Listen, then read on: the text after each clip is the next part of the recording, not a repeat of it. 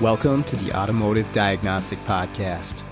We're going to explore ways to sharpen our diagnostic skills, find learning resources, and hear from experts in the automotive field. This podcast is brought to you by Jarhead Diagnostics. Jarhead Diagnostics manufactures in-house diagnostic equipment and storage solutions, as well as distributes for companies like Pico, ATS, and TopDon. One of my favorite tools that I've bought from Brandon and Jarhead Diag is the case for the U-Scope. If you don't have a U-Scope, you probably should, but if you have one, you got to get one of these 3D printed cases, has a magnet on it, has a full-size BNC lead that you can connect to, and it gets rid of the weak point of that scope, which is the mini BNC connection, which is pretty fragile. This case makes this thing nice and secure and makes it an even better tool than it was. So check out jarheaddiag.com. The link is in the show notes. I am happy to have Automotive Seminars as a sponsor for the show. Now, if you're not familiar, Automotive Seminars is a diagnostic technician training company. They've got a website that there'll be a link to in the show notes. And what they offer is top-notch training to technicians like us in the field. I've been taking their training courses for years and have got a ton of benefit out of it. They've got top-notch instructors, John Thornton, Scott Shotton, Scott Manna, and every other month they've got a 2-night course that you can sign up for. Join in, ask questions, and afterwards, you've paid for the course, you can access a recorded version whenever you want. You can rewatch the class 2 years later in case you wanted some details on it. And that is a fantastic feature. So make sure to check out the website to see what courses they have available and what's coming up in the future. Hey, what's going on, automotive world? Welcome to another episode of the Automotive Diagnostic Podcast. My name is Sean Tipping, and I'll be your host once again for this week's episode. Thank you for joining me. On the show today, we've got Chris Lawson. Chris was actually on the show about 7 months ago, right around Christmas time of 2022. He is coming back on the show today. He works for TechnicianFind.com. And the last time he was on, we talked a lot about, fitting technicians with the right shop. And he had some listeners of the podcast reach out to him after that episode and, seek some help as far as finding a place of employment and then just some general questions as far as finding the right shop.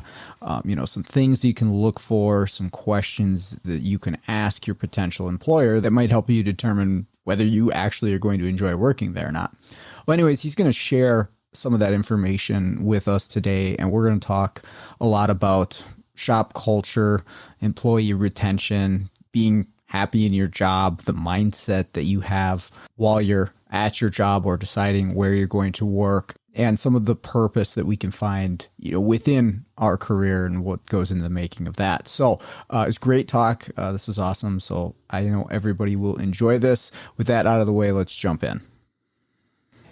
Yeah. So you had some techs reach out to you, huh? That's cool. Yeah. Yep.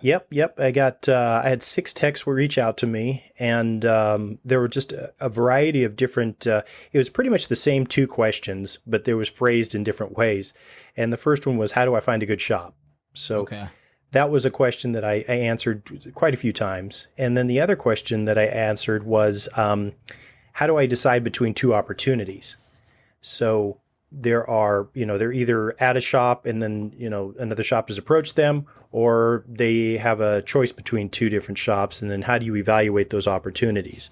So I just wanted to spend a little bit of time talking about that and kind of get into it. And I can share what I said, and then maybe you can riff on that and we can come up with some value here. Yeah, that sounds fantastic. I'm happy that some people took it to heart and was like, okay, I can utilize this to better my position and my career. So that's really cool. Yeah.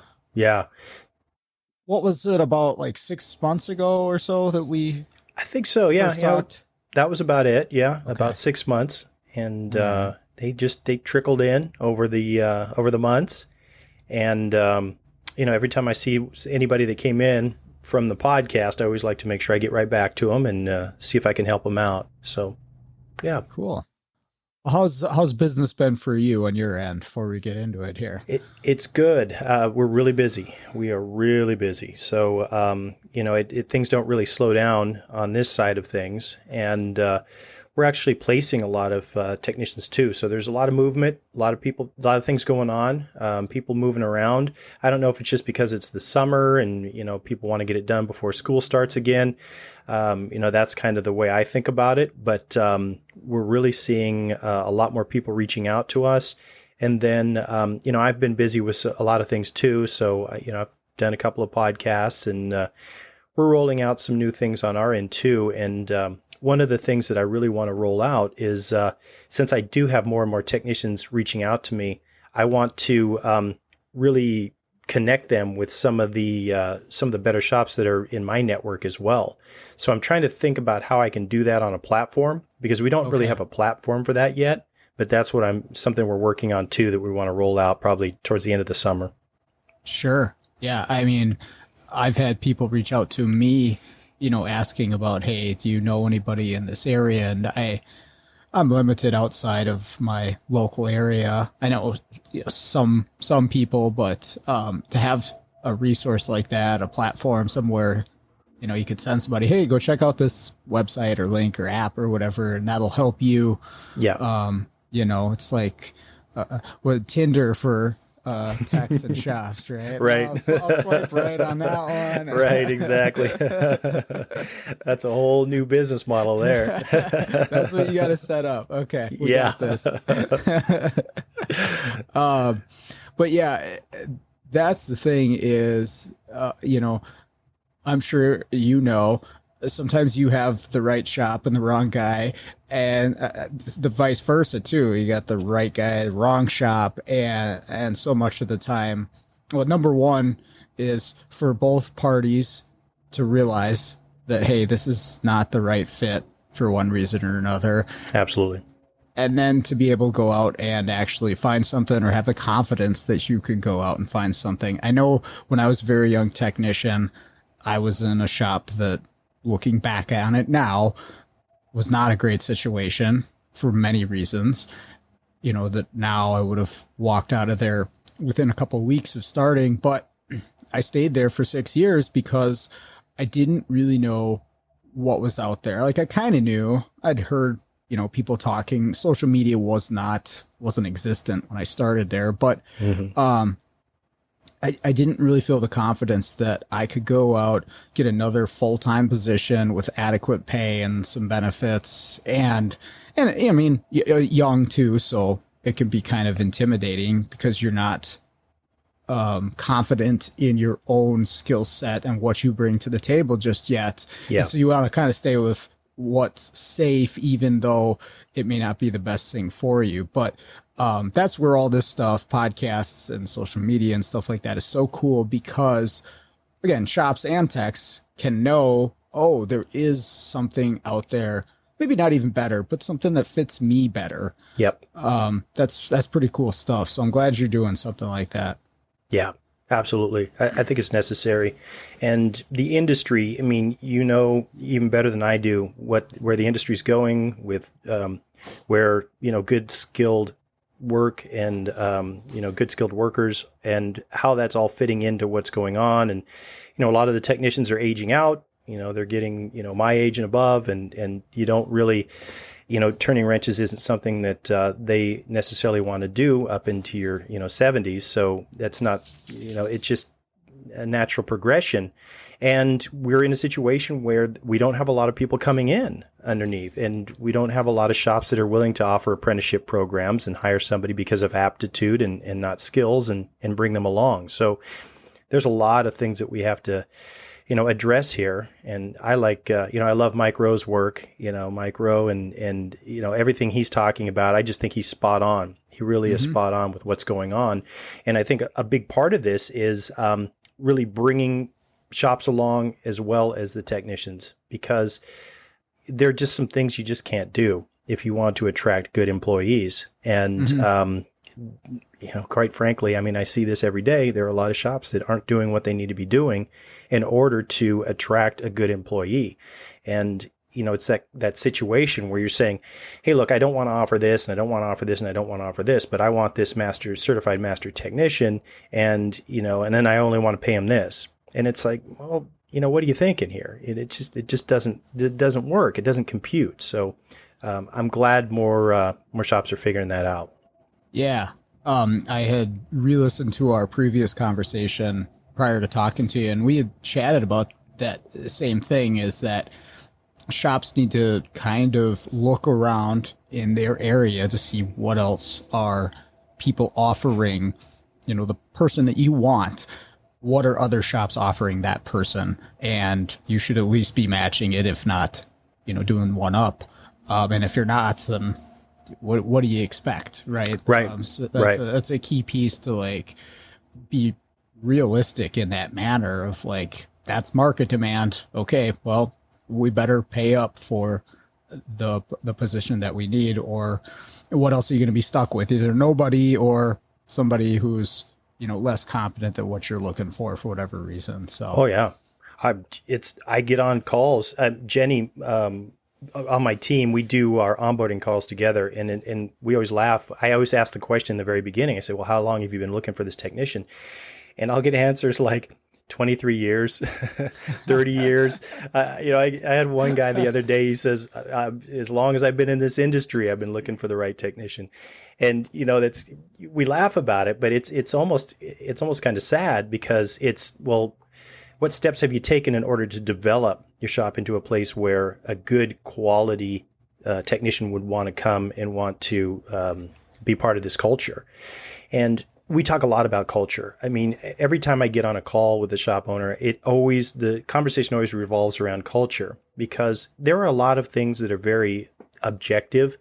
I mean, if you get on Indeed, right away. I mean, you can see what the salary ranges are in your area. I mean, everybody's got Indeed and everybody's got a phone, so you can see what the salary ranges are.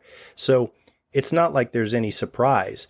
But one of the things that is a little more difficult to figure out, you can go to a shop's Facebook page, and you can look at the pictures they post, and you can see how they treat their employees generally. But you can't always tell things like, I always, one of your listeners who reached out to me said, you know what, I'm looking for a good shop. And he described his situation. He said, I'm young.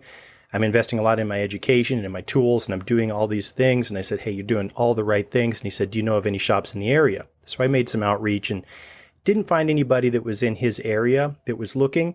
But I said, hey, you're doing all the right things. And I gave him some ideas. But one of the things that I mentioned was there are 3 things that you really, really need to believe in order for it to be a good fit.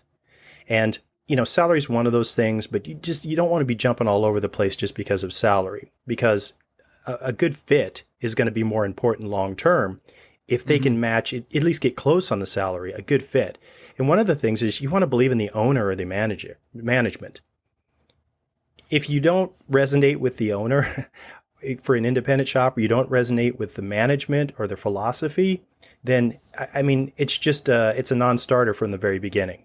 So if you just ask them the story about, hey, how'd you get started? That's a great way to find out how they got started. I've heard some great, great stories. I mean, I had one of my clients said, you know what? I had this, I was working for a shop, and then this car pulled in, and I saw the owner come out, and the owner ended up charging him for all this stuff. And then they left, and they came back, and they didn't change any of the parts. They didn't do any of the stuff, and he ended up charging him $3,000, and he was just laughing about it. And he says, I just couldn't believe that he was doing that. And he wanted me to do that too. And that's why I went out and started my own shop. I mean, I've heard so many stories like that. And when you hear the origin story, then it kind of puts you on the same page with them, because you get the real values. It's not so much the mission, vision, and values, which are all important. And, most shops by now, they have a mission, vision, and value, but they can be pretty dry. And if you just read the mission, vision, and values, it's like, it's corporate speak, and Yeah. it just doesn't because really. you had to. Exactly. It's like a school assignment. Yeah. You paid some consultant, and you felt like you weren't getting your money's worth if you didn't go through the motions. But I always tell them, hey, look, what's your story? Why do you do what you do? Why is it important? Mm-hmm. And if you can resonate with that, if you can get in there and you can say, hey, you know what? Yeah, this really, this floats my boat. This makes sense to me. When somebody's car breaks down, their life stops. I was working with the shop and I said, why do you do what you do? And and that's exactly what they told me. They said, you know what? When somebody's car breaks down, their life stops. We get their life moving again. Mm-hmm. Wow, that's great. Now you've got an emotional reason. You can resonate with that. And it really makes, makes coming to work and knowing your place in providing this service, it makes it clear. And that makes all the difference. Yeah. The culture piece of it, it's a very difficult thing. And like you mentioned there, it's something that you can't fake. And I think no, for my experience, you're working in shops and for shops, is that I don't know. I'd almost rather have somebody who's just honest that all they care about is the money, rather than trying to fake Sure. that they care. And so maybe that's just my recommendation. Anybody who wants recognizes, okay, this is something we want to have good culture at our shop. You got to be real about it. You got to really want good things for your employees. And I don't know, if you don't, maybe you need to reconsider exactly what you're doing. But absolutely, 100%. I couldn't agree more. And I've got some questions to ask so that you can kind of suss that out, because I'm one of the very first interviews I did.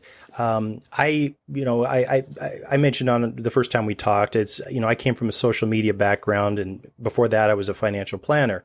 But when I got into working with shops, I didn't know the mentality. I didn't really even know how the whole industry worked. So I did a lot of interviews and I talked to a lot of technicians. And one of the things I heard over and over again was, you know what? All shops say the same things, and you never really know what you're getting until you go to work there, and then it's too late. I heard that over and over again.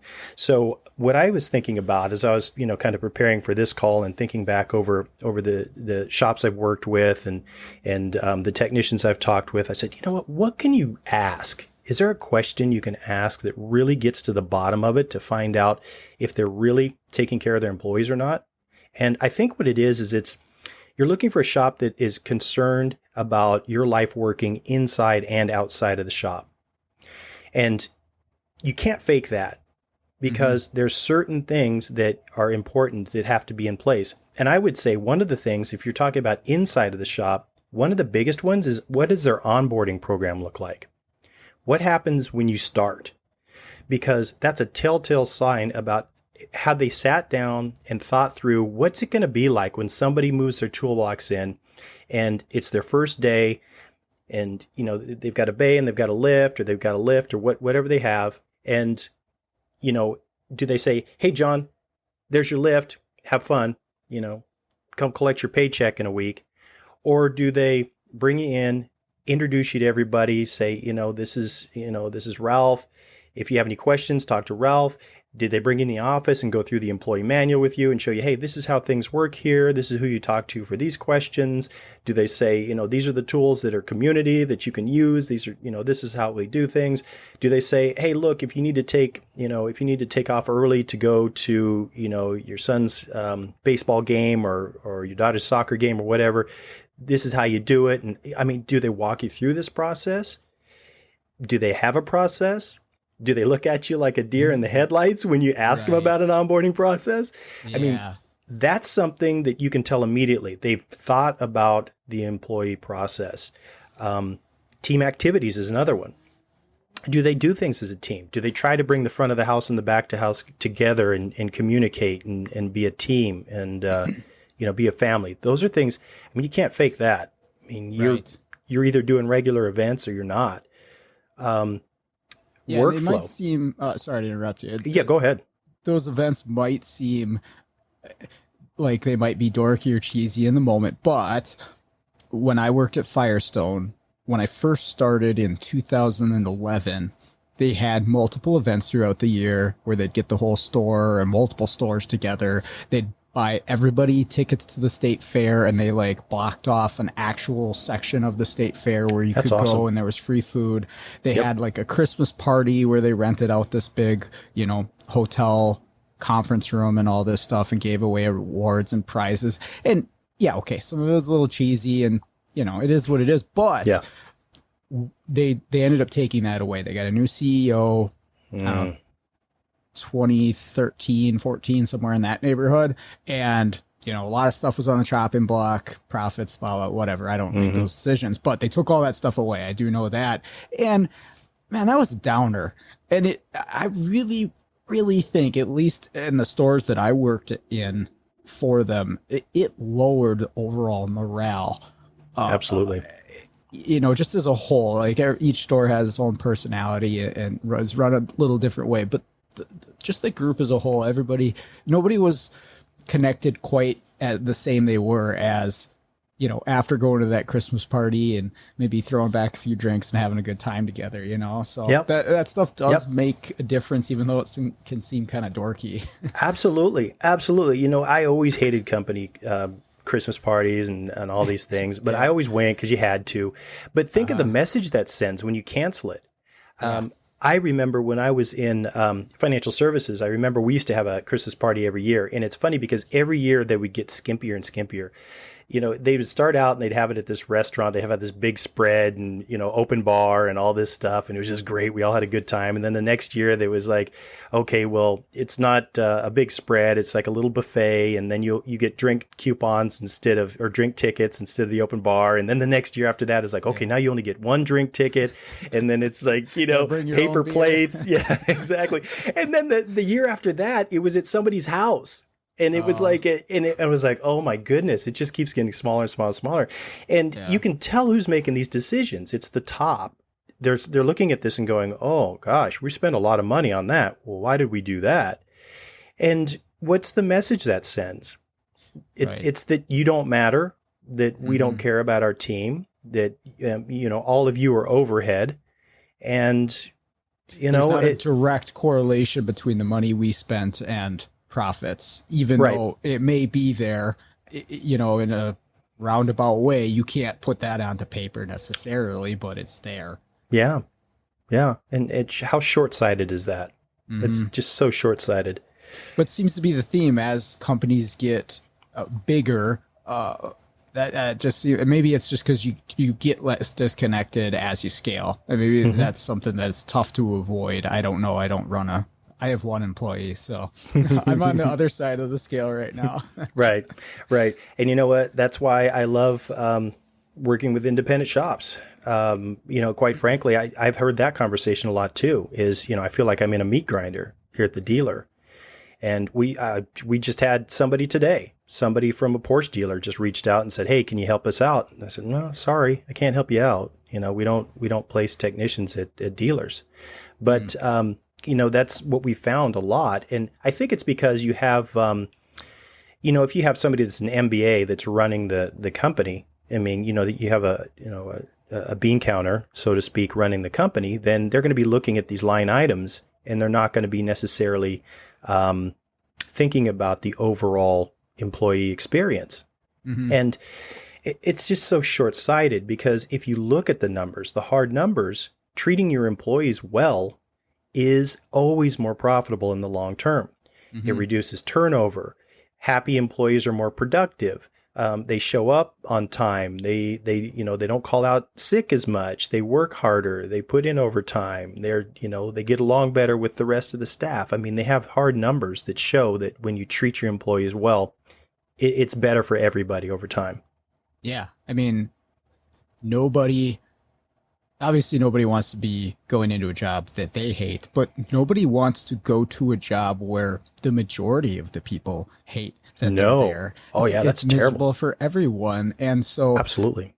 Yeah, as an owner of a company or someone who runs a store or a shop or whatever it is, I mean, that should definitely be something that is on the lookout. Like, does everyone hate coming in here on Monday? Is everyone pissed off and grouchy and miserable? Okay, how can I change this? What do I need to do to turn that around? And I mean, it's not always it's a big ship to turn, right? That's not it is a simple thing to do, but man, if you're in that situation, something's got to be done, because yeah, we've all been there. We've all worked at places at one point or another like that, and you don't want to stay there. You don't believe in anything, good is going to happen there. You're just there for a check, and something better will come along eventually. So yeah. If you have to keep that mindset in place, and the other thing is, don't let it poison you, because if you stay there too long, it will poison you. It's just very difficult to get out of that and to keep yourself positive when you're in that type of environment. I was talking with one shop owner probably a few months back, and he was just complaining. I mean, just for 30 minutes, he complained about his team.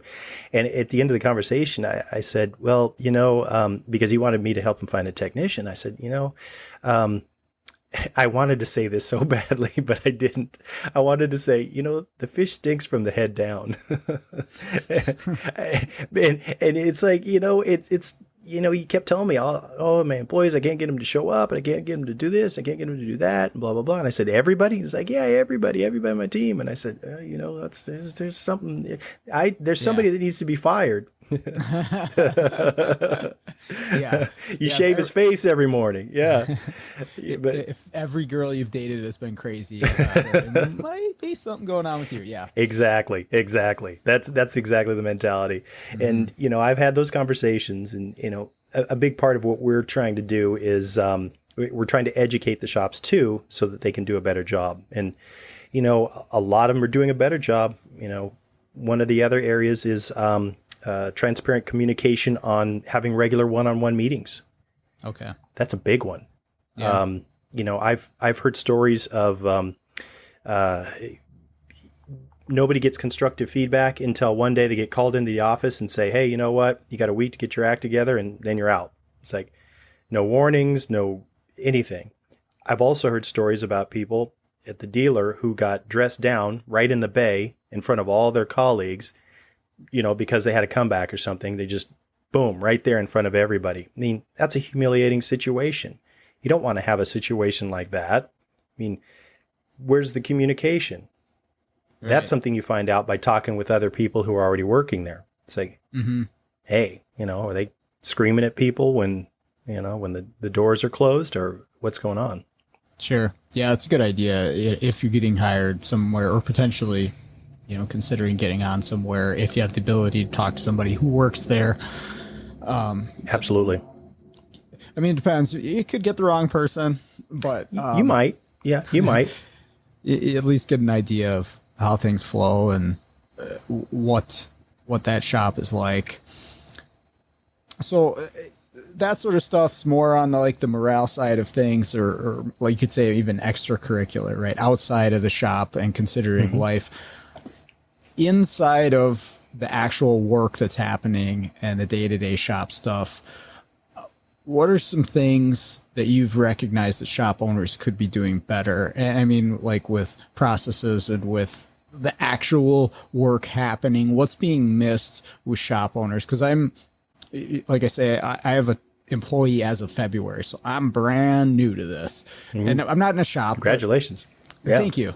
It's been really good. It's been awesome to have some help.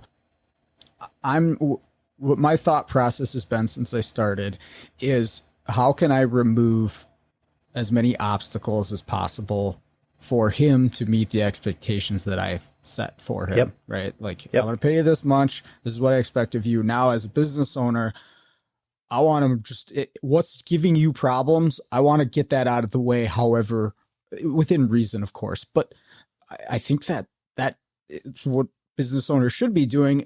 You tell me, is that normal? What are people missing out there? Mm-hmm. Yep. I think that's a fantastic mindset. And really, if you look at something like, if you haven't read Business Made Simple by Donald Miller yet, I would highly recommend that, because he talks a lot about that. It's your job as a manager, as an owner, is to remove the obstacles so that your team can be more efficient. And that's what these meetings should be about. these one-on-one meetings is, Okay. hey, what's going on? Are you having any problems? Are there any bottlenecks? Are you having any conflicts with any of the other team members? And then it's about removing those bottlenecks. Another big area that I see is on it's on workflow.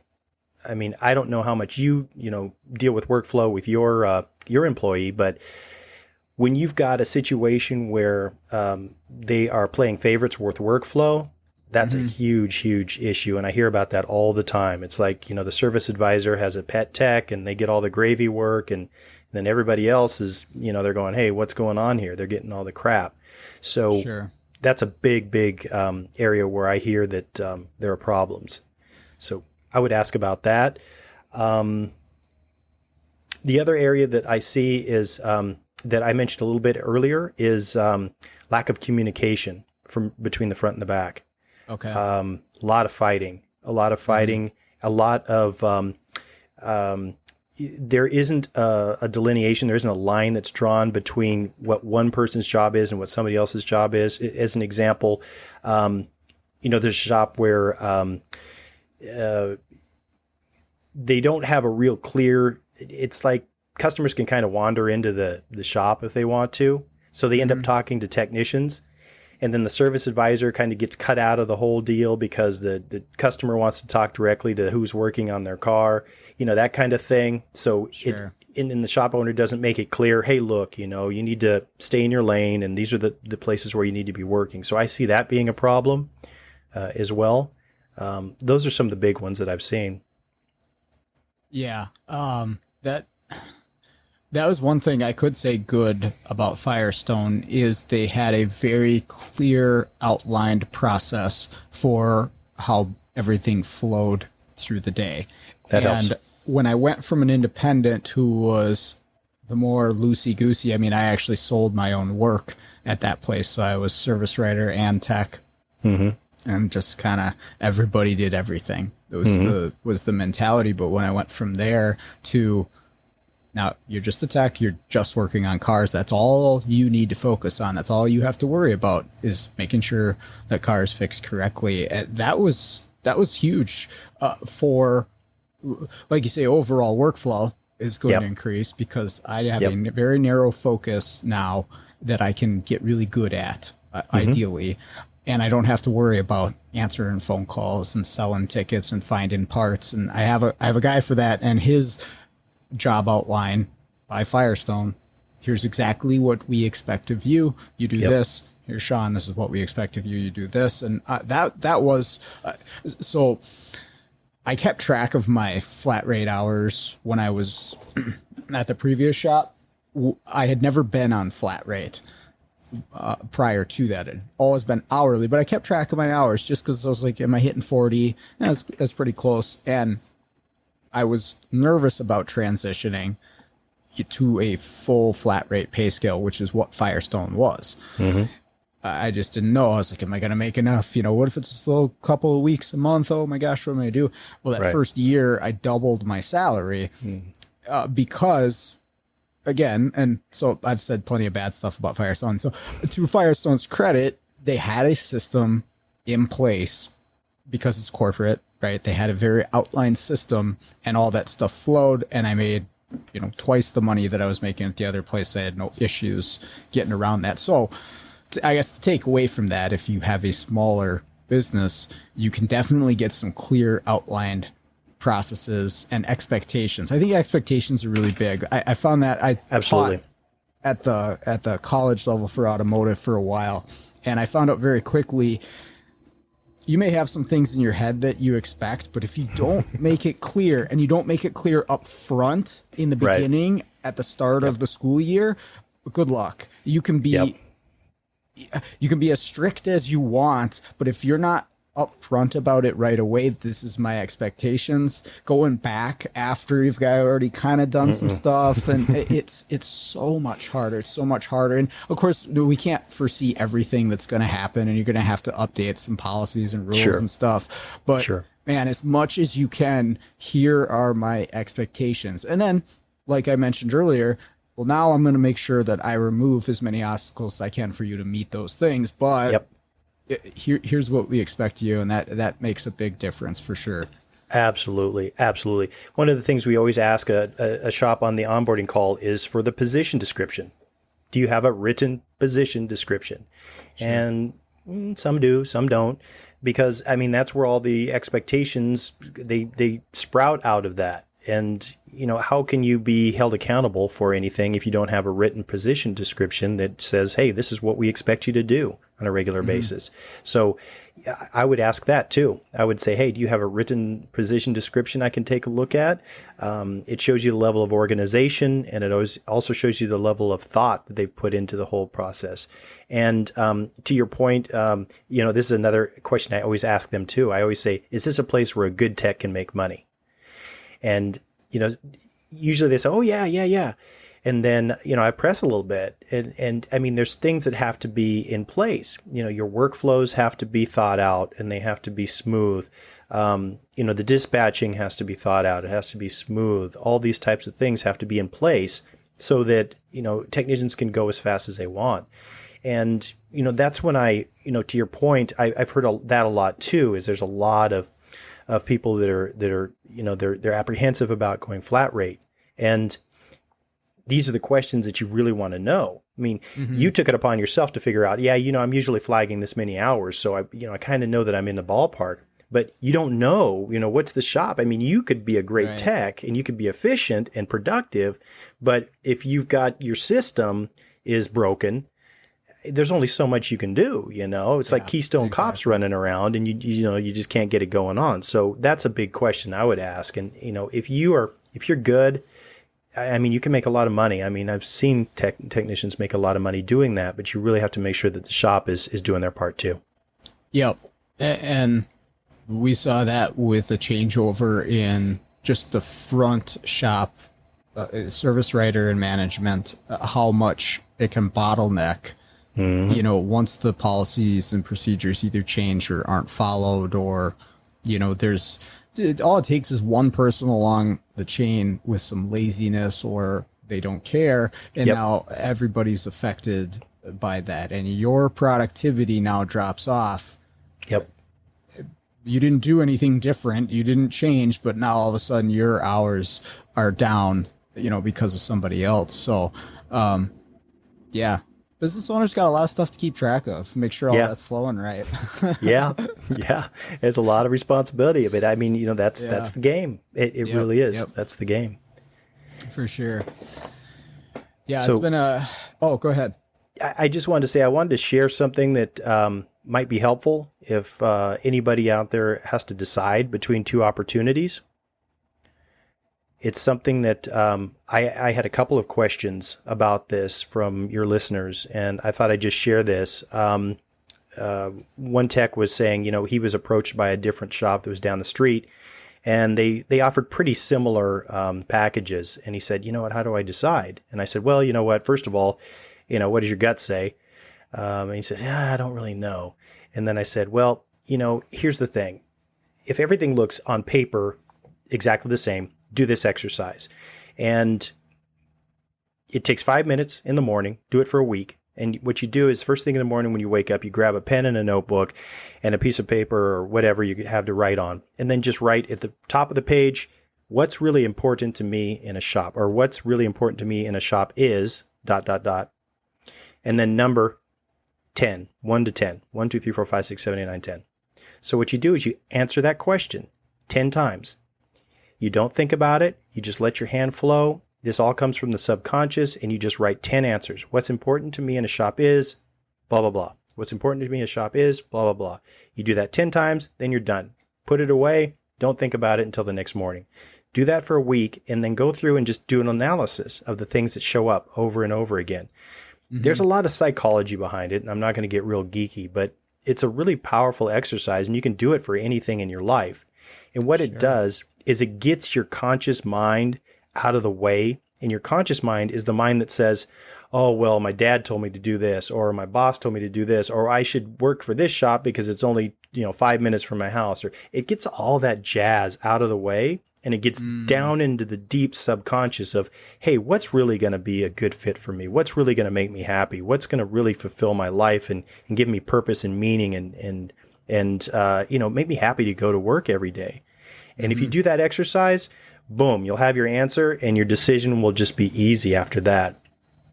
I like that. Yeah, that's really good advice to get down to what you really want, because unfortunately, that's not always as clear as you might think. It's not, because we've got so much in our heads. I mean, think about it. I mean, all of our decisions, even if you go to the store, how much of the stuff you buy at a store is because you saw a commercial, or because your parents bought it, Yep. or, or because that's what's available at the particular store that you went to. We're constantly being influenced, and we don't always even know what we want deep down. So exercises like this are really powerful. Yeah. Well, and like I mentioned earlier too, sometimes this fear of something is keeping you, like, you may want everything about that, but you're scared because of X, right? Absolutely. You're comfortable, so that can be a limiting factor as well. And I know I had some students come to me with a similar question of like, okay, I've got this shop that's offering me this, and I've got this shop that's offering me that. And a lot of the people I talked to were younger, right? They're just finishing up tech school. And so I would tell them, I was like, whichever option kind of gives you like the butterflies in your stomach, maybe a little scary, obviously to a point, right? Yeah. I don't want you like fearing for your life if you go there. Not that kind of scared, but right. It just that like makes you like a little nervous because there's some risk. I was like, that's the one you should probably go for. Yeah. And obviously there's a million different scenarios, and depending on where you're at in your life, maybe that's not the right answer. But for these younger techs, I would kind of steer them that direction. Like, if that one's just like, there's a little bit more risk, but maybe there's some more reward. Maybe it's just because it's harder. Like, what exactly are you afraid of there? Is that where you're going to grow the most? Right. Is that challenging job going to increase your abilities beyond what they ever would have been at this other one where you're just comfortable doing the thing you already know how to do? And so I kind of nudge people that way a little bit. So I don't know if that advice is right for everybody, but I try to think about that when I'm making decisions like that as well.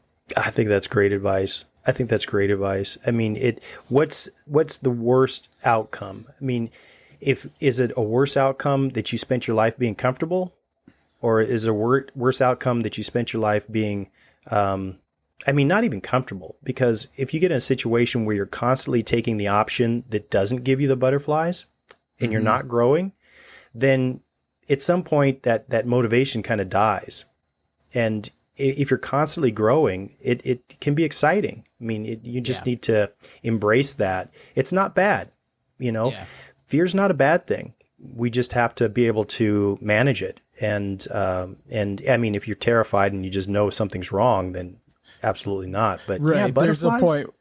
There's a point where it's like, okay, that hoist looks really unsafe. I don't want to work here. Exactly. That's not what I'm referring to. I just saw this guy bang his head on that, or trip on something on the floor. That's not, you don't just go, charging into that. You don't go charging into that, but certain challenges that are not going to improve you. I don't know if you remember Walter Cronkite or not, but he was way back in the days. He's before my time. He's way back in the days, but he was America's newscaster, they called him. Yep. Just the most trusted guy in the world, and that was back when everybody got their news from the same source. And somebody asked him. He said, "You've been on the news." Nightly news for millions of Americans for, I don't know how many decades. Do you still get nervous? And he said, I get nervous every time I go on camera. But what I've done is I've taught the butterflies how to fly in formation. And I always love that quote because it's, Henry Fonda said the same thing. He said, I get nervous every time. He's like 70 in his late 70s. And he said, I get nervous every time I go on stage. But he says, I throw up every time I go on stage. But he says, I love it because it tells me that I'm still on the edge. I'm still pushing myself. I'm still, stretching myself, and I'm still growing. You still and care. I love that. Yes, I still care. Perfect. Yeah, that's exactly. Yeah. If I ever stopped, with the queasiness, I'd realize I didn't care. Yeah. Right. Right. Yeah. It doesn't mean the same thing to you at that point if it doesn't make you at least a little bit like we want to regulate it. We don't want to feel anxious No, and worried that we're going to lose our job at any point. no, But no. yeah, pushing yourself, finding that thing that challenges you, that's a little bit beyond your abilities, I think is the right thing to do. You mentioned earlier it's about purpose too, right? That sort of thing I feel can really help somebody find or experience purpose Yes. within their career is if it's challenging them, which if they meet it causes them to grow. That's a big deal for people that they don't even realize until they're part of it. Like, okay, wow, this part of my life, even if like for me, my career is kind of my life. Like I really center around that. But even for somebody who isn't, like it's just their job, right? But that piece of their life can enrich them in other areas as well. Yeah. If they're seeking it out, and that's a big deal. That It whole is. purpose and career thing. I don't know that it's necessarily talked about much, if any, like in school and stuff like that. But boy, it really should be at least mentioned, or there should be a course on it somewhere. Absolutely. Yeah, there really should be. And, it's meaning and purpose are, I mean, they're key. They really are key. And you can find your meaning and purpose by stretching yourself and by growing. I mean, I think that's really important. And even if your career isn't your life, you can still, by growing in your career, it affects everything else. So it's like that old saying, how you do anything is how you do everything. Sure. It's totally true. I mean, if you're just, if you're phoning it in when you go into the shop, then you're also probably phoning it in at home. You're phoning it in with your kids, you're phoning it in with your wife, you're phoning it in with, lots of other different areas of your life too. And getting solid with that is going to affect everything. What do you think is the most challenging part for shop owners or shop managers to do? Like what is scary to them that they need to change within their shop to make it a better place for techs? That's a great question. Well, not being a shop owner, I I can tell you what my observation has been from the outside. I think a big part of it is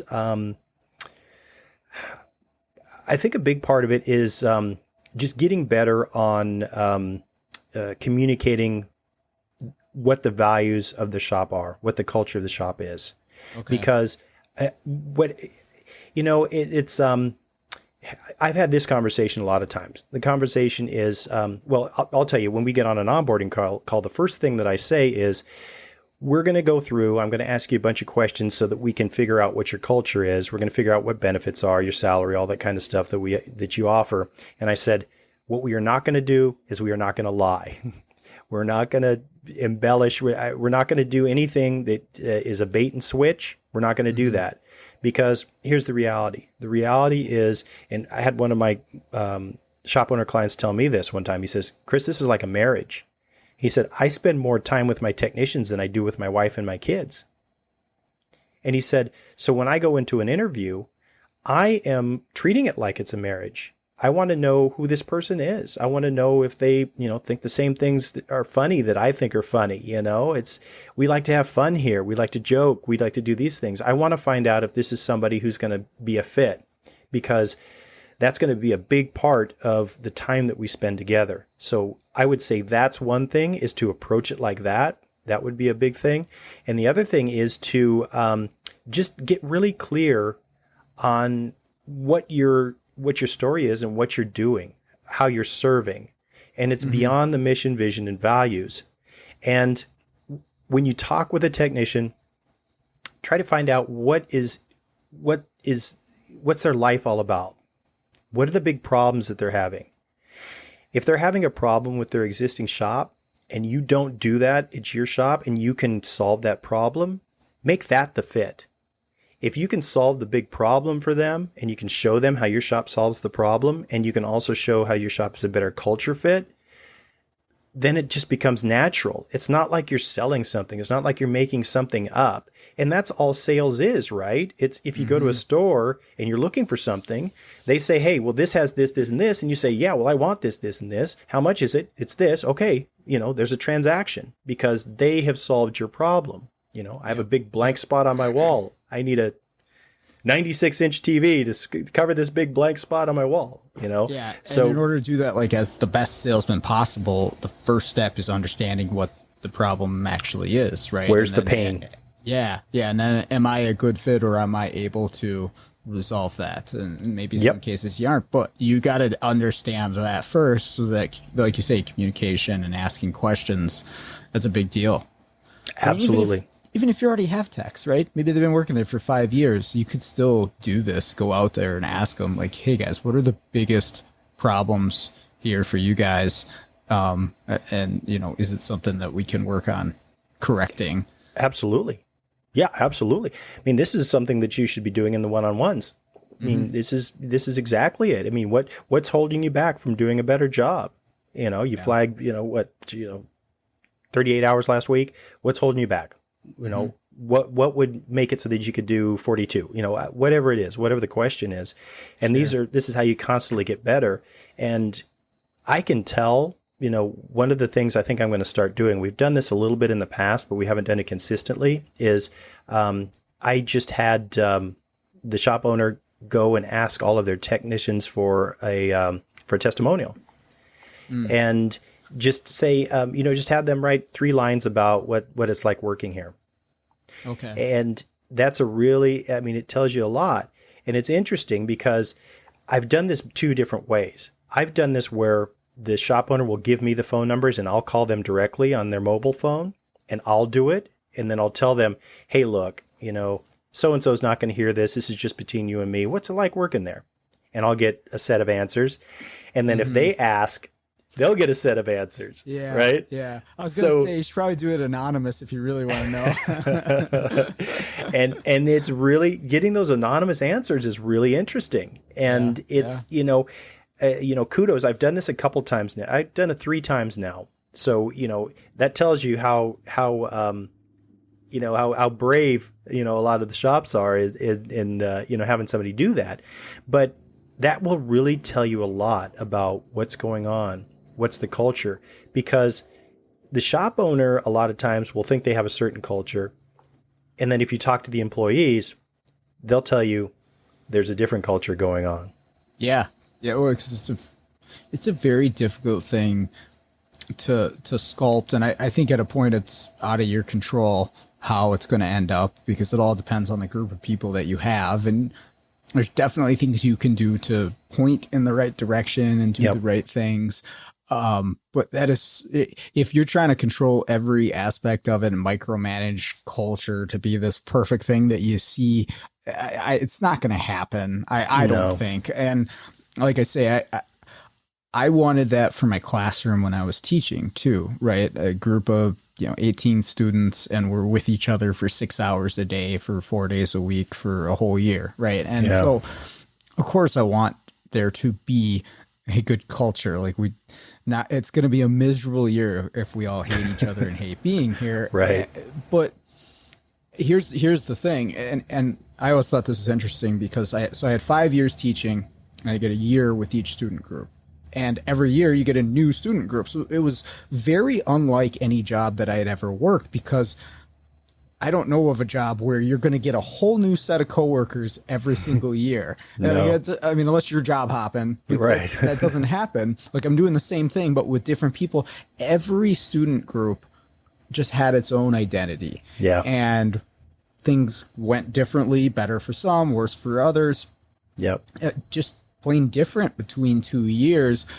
And so what I'm getting at is there's part of it that is definitely out of your control. And so I think it's just, let's hit all the markers we can and see what happens. And hopefully it's what we want or close approximation of what we want, but you're not going to be able to predict it exactly, I don't think. Yeah. I think they call that an emergent phenomenon. It's an emergent quality of groups, large groups. You know, you see the schools of fish that all, you know, how do they all know when to turn? You know, that kind of thing. It's totally true. There's some interesting things that happen in a company dynamic, and it's like you said earlier in the conversation.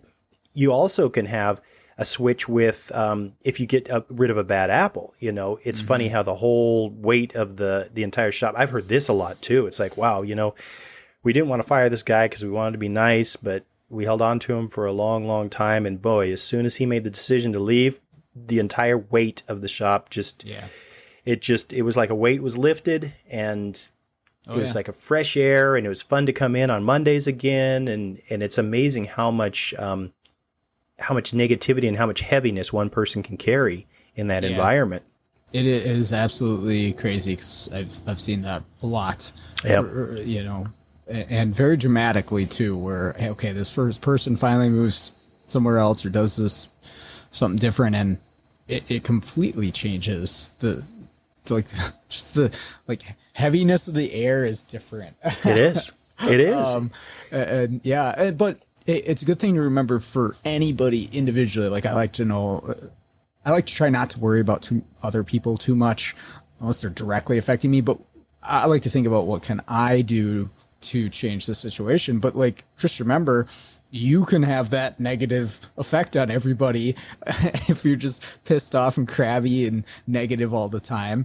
Or the opposite's true as well, too. I'm a big believer of, you know, everybody talks about getting people into the industry and stuff like that, but I'm a believer of being passionate and just, you know, excited about what I'm excited about, not faking it. Like, really, I'm really excited about talking about cars. That's why I have a podcast, right? I know that is contagious, right? Yes. That will draw other people into being excited about this stuff. And so it goes the reverse way too, is your positivity, your passions, whatever it is. Like, everybody brings something a little different to the table. Maybe you're the comedian in the shop, and boy, that can be huge, but you can positively affect everybody in the group just as equally as somebody can bring them down. So yeah, don't be the sail, don't be the anchor, I guess. Yep. Absolutely. 100%. And the best time and the best effort that you ever put in will be time and effort put in on yourself, working on yourself, you know, perfect yourself, work on your mindset. That's the highest leverage thing, in my opinion, the highest leverage thing you can do, even more than any type of physical skills, your mindset. I mean, if you can get your mindset right, then everything else almost falls into place, because you'll be where you need to be. You'll have the attitude and the motivation that you'll need to have in order to get done whatever you need to get done. It really is about mindset. And if your mindset is, you know what, work is a drag and the people I work with are a drag, and, you know, it doesn't make any difference where you go. You know, it's like that old story where the guy's leaving a town, and there's a new guy walking into the town, and the guy asks him, he says, "Hey, how are the people in the town?" And the guy says, "Well, you know, it's, everybody was pretty nice and positive and upbeat, and, you know, it's a great place. You're going to enjoy it." And he goes, "Okay, great." And then he keeps walking, and they see somebody else leaving the same town, and he says, "Hey, how are the people in the town?" They goes, "Oh, the people are terrible. You know, I got my car stolen, and, you know, it was awful, and everybody's mean to me, and blah, blah, blah." And it's funny because it's like, you know, the moral of the story is you get what you see. And that's pretty much the way that it happens. And it's weird after being around for, you know, a few decades. It really seems true. You know, you get what you expect when you go into a situation a lot of the time. Yeah, the problem isn't the problem. Your attitude about the problem is the problem. That's true. And so many times, even just individually, what I do with diagnosing cars and how they can be extremely challenging, that's it. It's mindset. It's going into it like, okay, this car sucks. This problem sucks. I hate this. I got so much to do. I'm so far behind. Nothing is working the way I'm hoping it will. But it sure doesn't get better if you're negative about it. I'll tell you that. No. And so you might as well take a positive spin on it and, you know, okay, I'm going to figure this one out.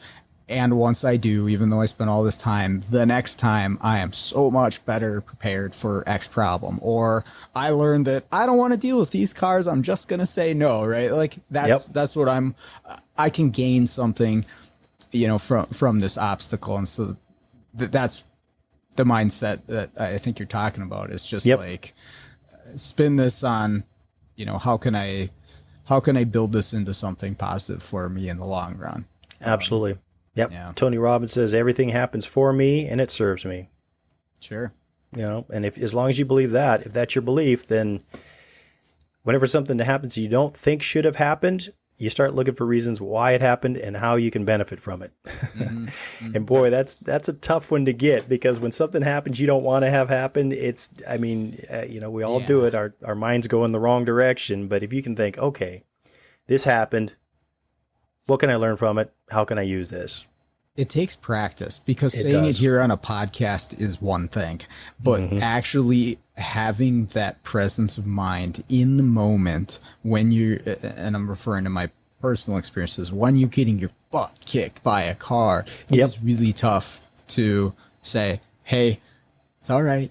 It'll be fine. You'll figure it out eventually, or you won't. Like, it's not going to be the end of the world.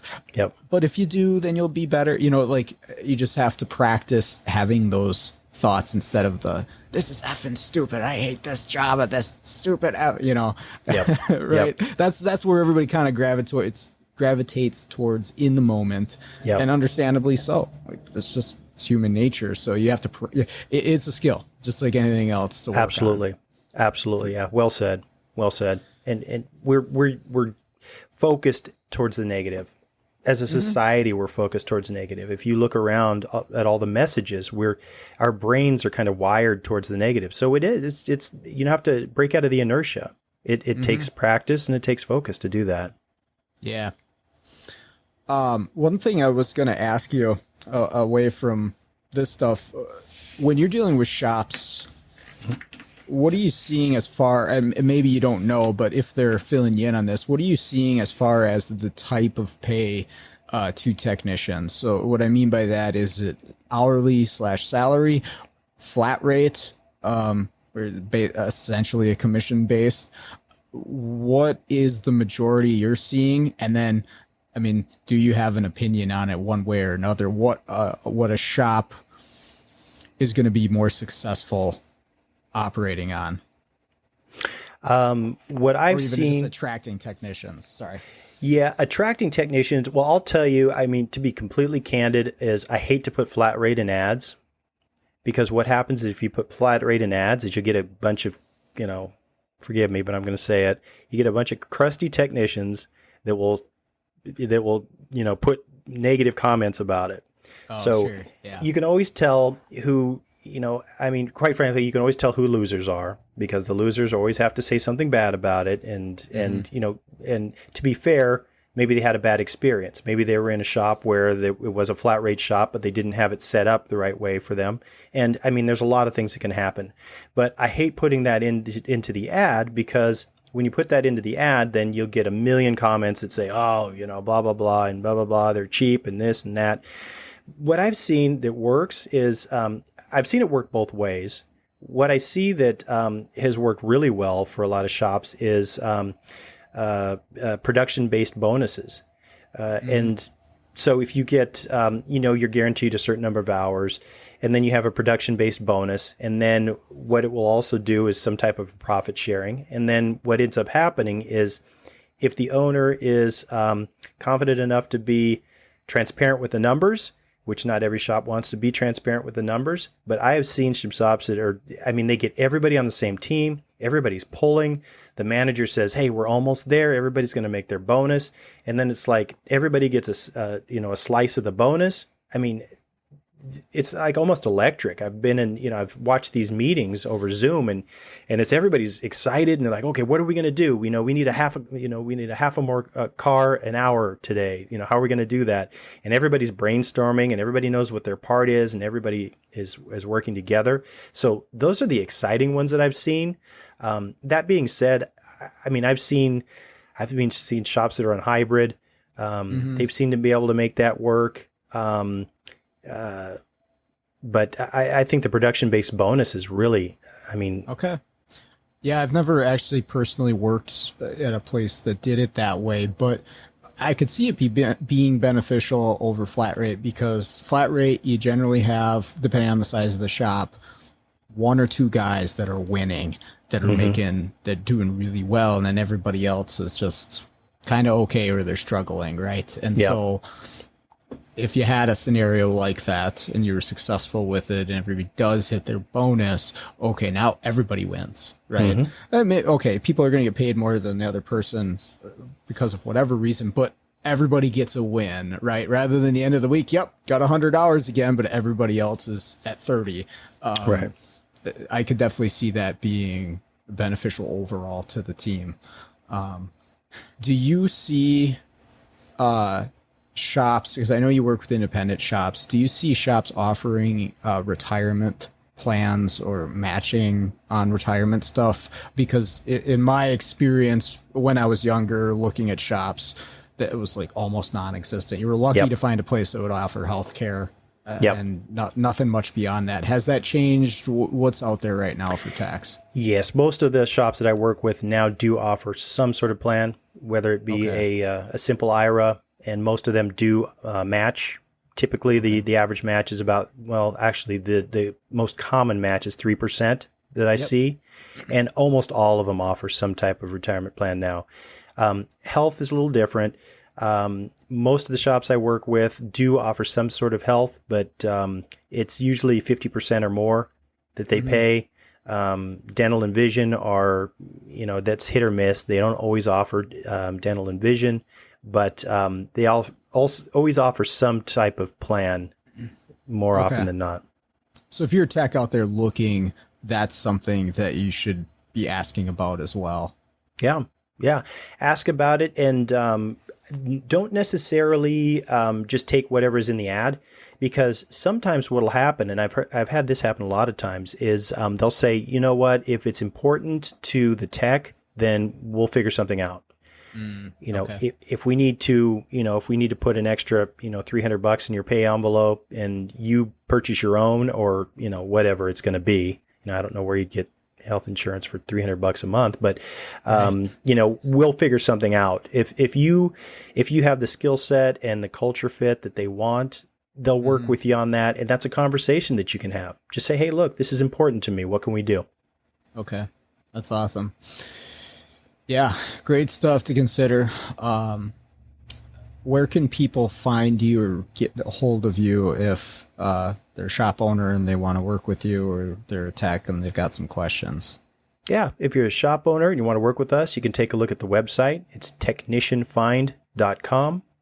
And there's a contact form. You can just fill that out. You can find out all about the services that we offer. And we also have a Technician Find community. So we've got a bunch of independent shop owners that are in the Technician Find community.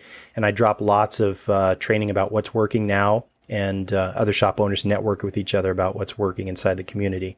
So you can get all the details on the website. And if you are a technician and you're looking for a good shop, I am happy to make connections if I know of any good shops in your area. And you can just hit me up at chris@technicianfind.com. That's my direct email address. Awesome.